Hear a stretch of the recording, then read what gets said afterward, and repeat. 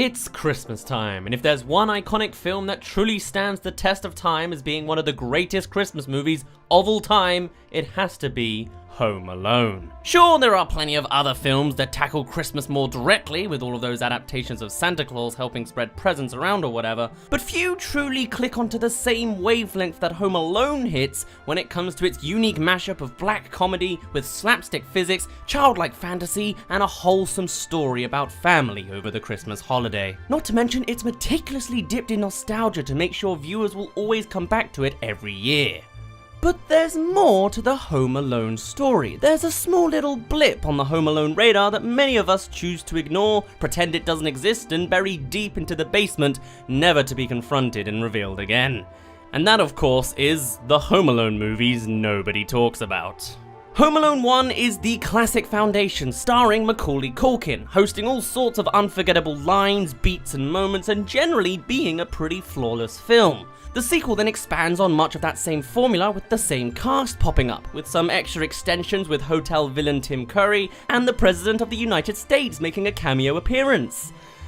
But then, Home Alone 3 happened, and the Home Alone franchise died. And then they made another, and apparently another one in 2012 too. Oh god. Well, you may have known that all three exist, but I highly doubt that you want to sit down for 6 hours and consume them all. But don't worry, I did it for you. Today we're going to be looking too far ahead to the latter Home Alone films and what made them so flawed. Chances are we'll never get another great Home Alone movie or anything, but we can at least point and laugh in the face of those that tried so hard to make more money off a tradition that really needed to be left alone.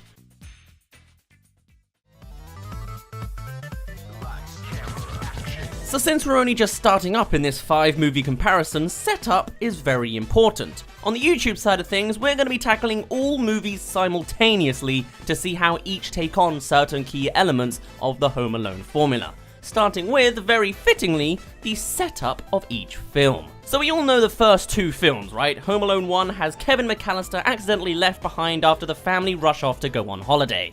In the second, it's him again joining them a little bit further, but being detoured in the airport and left alone in New York. Generally, they're pretty samey, same people, same concept, all accidental and kinda insinuating bad parenthood. It's just an unfortunate collection of factors that push everything together. The future films, however, don't like this approach. Home Alone 3 stars new kid Alex Pruitt and his new family, which is much more compact than the extended McAllister collective. Oh hey, it's Scarlett Johansson. His parents are simply hard workers with big events going on right now while he's got the chicken pox. So he's home alone all day with an illness whilst the family returns every evening. Kinda takes away an element of the Home Alone feel when they're just returning each night, but hey, it's refreshing. Home Alone 4 then goes off the deep end. There is no Alex Pruitt and there's no Macaulay Culkin either. But the characters are the same.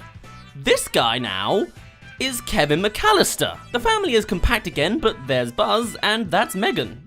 You're making sense of this, right? Well, it goes even further now as the parents are getting a divorce, and Kevin chooses to spend Christmas with his dad over his mum. There he gets to handle a big fancy mansion with voice recognition and 2 fancy staff members as well. And a pretty pompous stepmother. You can start to see there's flaws already, but opening up a big mansion with rich gear is a new direction. And then there's Home Alone 5, released a whole 21 years after the first. It's modern-ish day. Now we have a new family moving into a new home, and 2 kids are left home alone, Finn and Alexis Baxter, as a snowstorm blocks the parents out. This house is big, seemingly haunted, and has a secret basement compartment at the bottom. Now that's just the setup of the families, and you can already feel a lot of interesting new directions the franchise plays with. Judging by that alone, it almost doesn't sound too bad either. Home Alone 1 gives us a big fancy mansion which worked great, but small house, tech mansion and haunted mansion are somewhat twists, and the family dynamics mean casting less people, which I guess is a win. Also, if you've made it this far, then why not subscribe? I know if you're not subscribed, and I have a lot of non-subscribers watching, so go subscribe. Thank you, let's continue. But where we really go off the deep end is the villains concept. Home Alone 1 had Harry and Marv, a classic duo of clowns wanting to rob houses for money. Easy to grasp, fun to watch, and they make simple sense. Home Alone 2 brings them back, wanting revenge and stealing again. And it gives us some hotel staff as well. But Home Alone 3?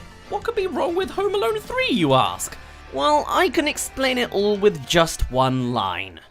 We think he intercepted a top-secret electronic device stolen from a Defense Department contractor by a group of international criminals working for a North Korean terrorist organization. Yeah. Believe it or not, this film actually has the same writer as the first two, but the director and composer had dropped out at this point. And you can kinda tell. Home Alone 3 has 4 thieves, that's right, 4 thieves! Peter Boper, Alice Ribbons, Burton Jernigan, and Earl Unger. Don't worry, I'm not able to keep up with them either. And it doesn't help that they're all similar looking too. So the reasoning behind their story is that they're after a chip that can control missiles and own the world. They accidentally lose it in luggage at an airport, which ends up in Alex's possession. The thieves come to the suburb and search through all 14 houses there trying to find it. And twist, they attack in broad daylight because in the suburbs, everyone's out in the day.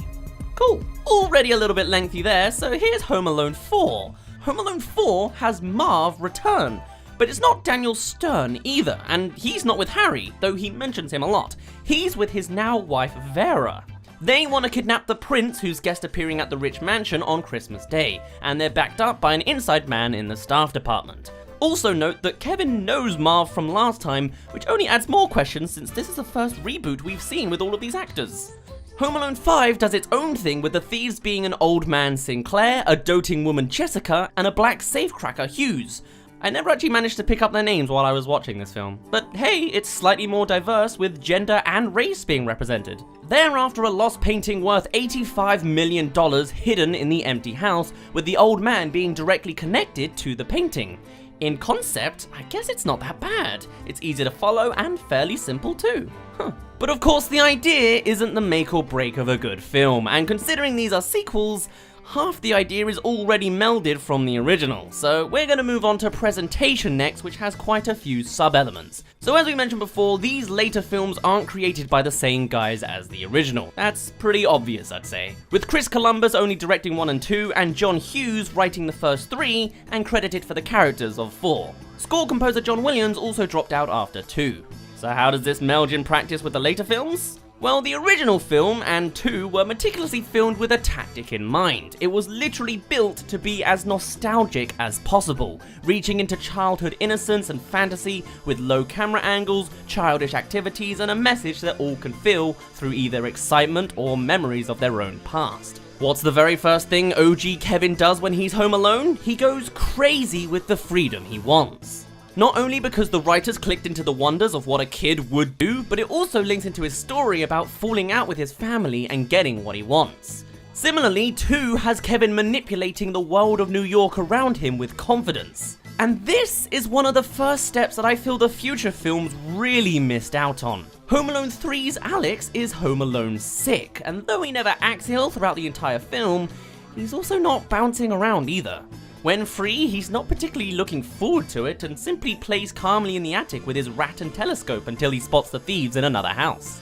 Home Alone 4 does have that excitement over the new expensive tech of the mansion, which is good, though whether through directing choices or through bad acting, it doesn't really sell nearly as well as the first and feels a mighty bit shorter as well. Home Alone 5 has none of that excitement as the kids are glued to their devices doing the same as usual. That kid wonder is lost on them for a more realistic approach to always being able to do what they wanted beforehand. So there already is where most of these films fall short at an early step. These films have little nostalgic factor to them because the universal feeling of freedom and ecstasy is lost on that childhood innocence. But of course, there's more. Let's move back to those thieves. Harry and Marv have a great dynamic and chemistry between the two of them, with the evil smart man and the goofy sidekick, who balances being funny yet not annoying perfectly. You can tell who's who when there's just 2 thieves, and generally they're fun to watch in every scene they're in.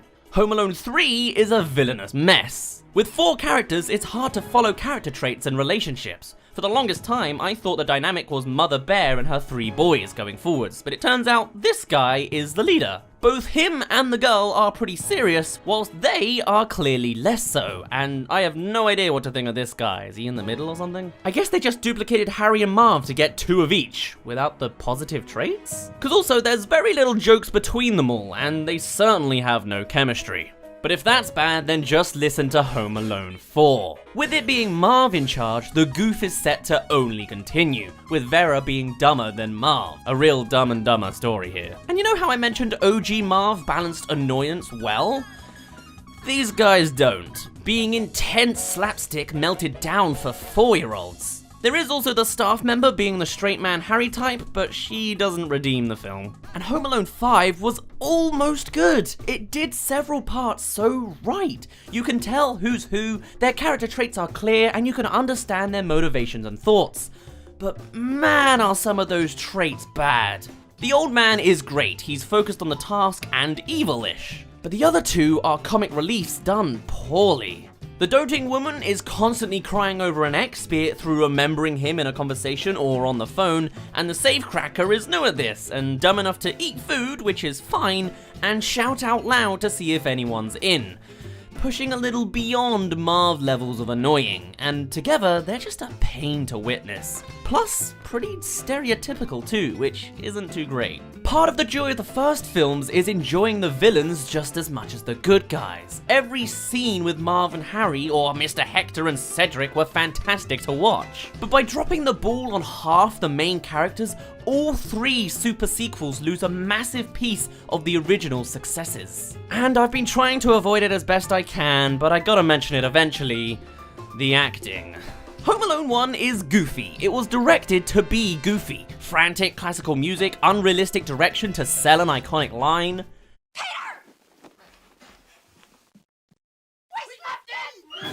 And of course the physics. But the acting behind it all, despite the wacky world, is what really elevates these films to age so well. Macaulay Culkin is a great child actor with a fantastic scream that certainly isn't underused. And the thieves perfectly balance serious plans with funny dialogue, comedic timing, and goofy responses when the time comes. Again, when it comes to those screams, they are on point and fully utilized. The future films miss out on this massively and is probably one of the biggest flaws. Home Alone 3 has Alex, who's docile, blank-slated and not one for screaming. Apparently, he's just never really scared. And the villains, well, they're pretty serious, lack chances for comedic timing, and when it does come to those screaming moments and reactions, something feels a little underdone. Home Alone 4 perhaps noticed this, and so on the directing side of things decided to turn up the goofiness to ungodly levels. The kid is pretty standard. I only ever really felt true joy in the shot of him with the spinning chair, but the thieves are too much. Far too much. Even on their first attempt to approach the mansion, it's crazy over the top and pretty unfunny too. Any tension from the first film is lost for dumb spectacle. And that kind of directing just makes for seemingly bad acting. How many times can you fall over from spraying water?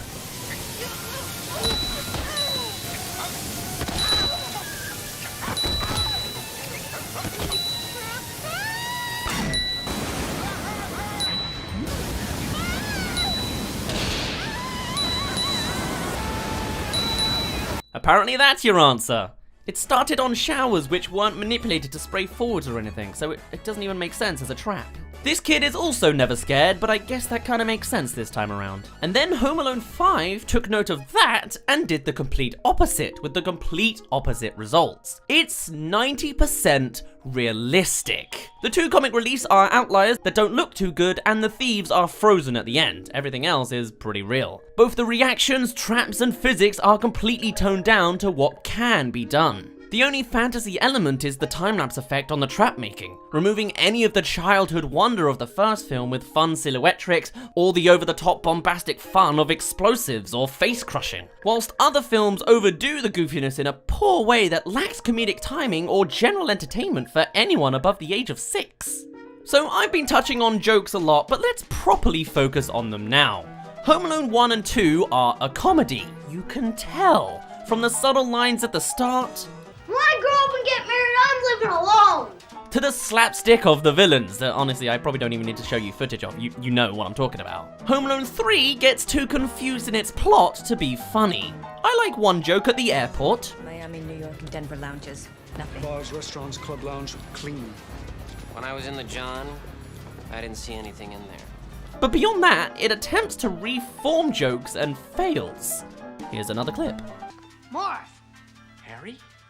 Why the hell did you take your shoes off? Why the hell you dressed like a chicken? You got a haircut?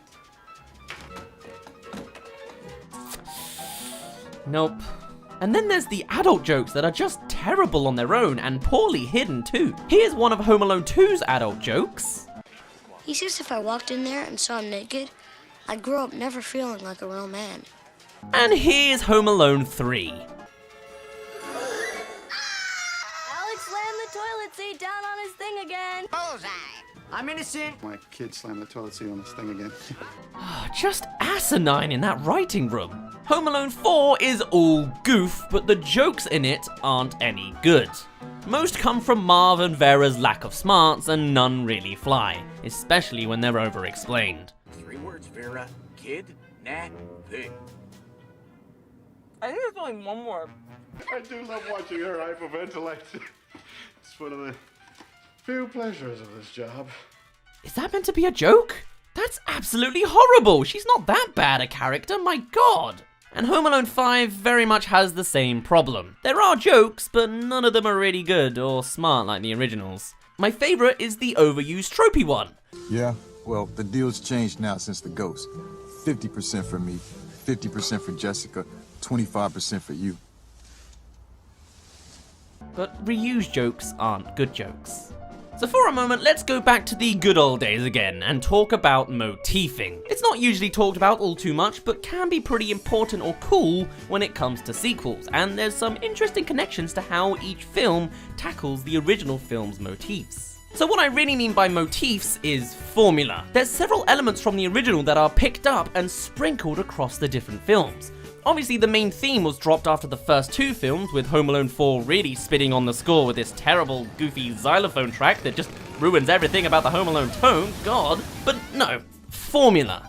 For example, Home Alone 1 and 2 foreshadow all sorts of trap assets for later use, with the TV and the voice recorder being the most obvious. The other films miss out on this, with Home Alone 5 doing the closest job showing the safe beforehand. The building factors of circumstances is lost on later films too, with each next one having parents going to events and once struggling to get back, removing a lot of the loneliness tension. Kevin being a criminal does copy over kinda once, but that's about it. But oddly enough, the element of giving out advice and helping out a third-party character appears in all 5 films. I guess that's the one linking piece beyond the title. The middle films also create their own formula of having the parents shoot down their kids for crying wolf, though I guess that's kind of connected to how Kevin got told off twice in the first 2 films. But my personal favourite connection is in the very last one, where the painting being stolen was supposedly created by the same artist who painted the Scream, connecting the films to the posters of all of the films with that iconic look.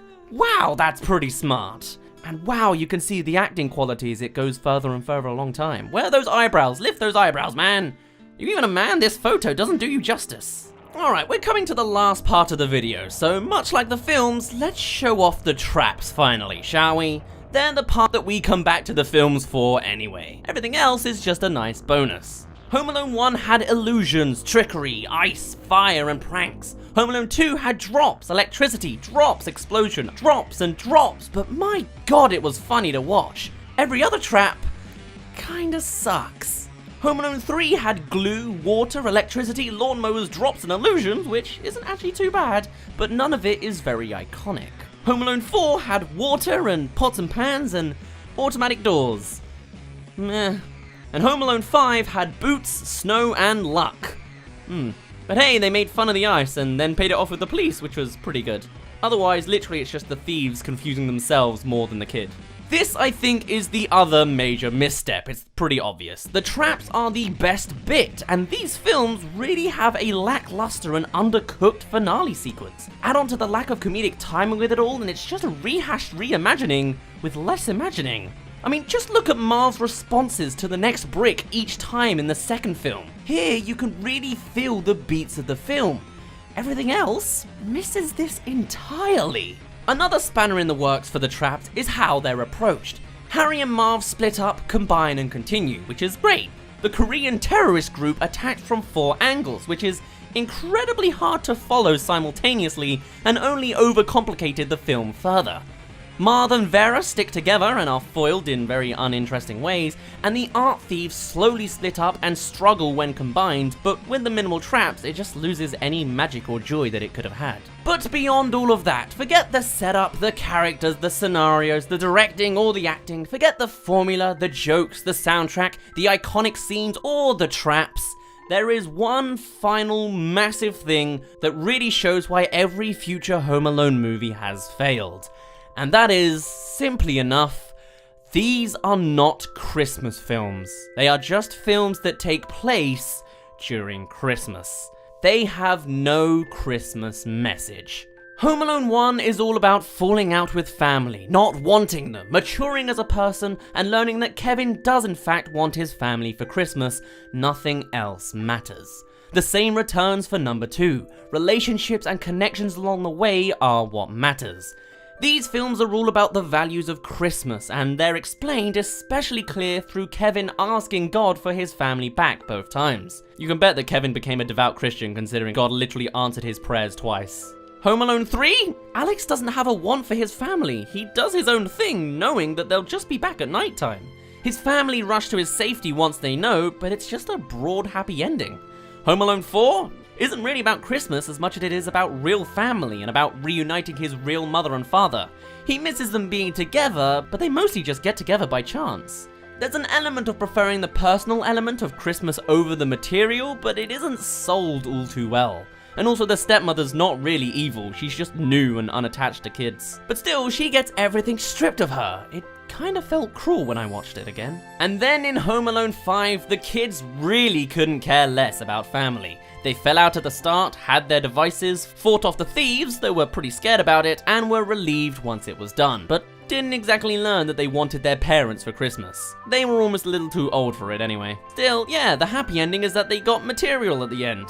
Ah well, it could have been worse. There'll probably be another one another day. But that is many of the reasons why these are the Home Alone films that nobody talks about. 28 years after the first film's legacy, and the franchise continues to glow each year. Maybe for the 30th anniversary, Macaulay Culkin will cameo in the next one. That could perhaps give it a bit more weight, though the modern day approach definitely adds more spanners into the mix. I guess Home Alone 4 got you there already. If a Home Alone film can hit childhood innocence, well foreshadowed and wrapped up assets, fun, goofy yet not annoying characters, easy to follow plotlines, enjoyably large traps with great responses and comedic timing, all ribboned up in the message of the true meaning of Christmas, then, and only then, will we have another great Home Alone movie. But I think I would prefer, and everyone else the same, that they just leave Home Alone alone. For now though, keep the change, you filthy animal.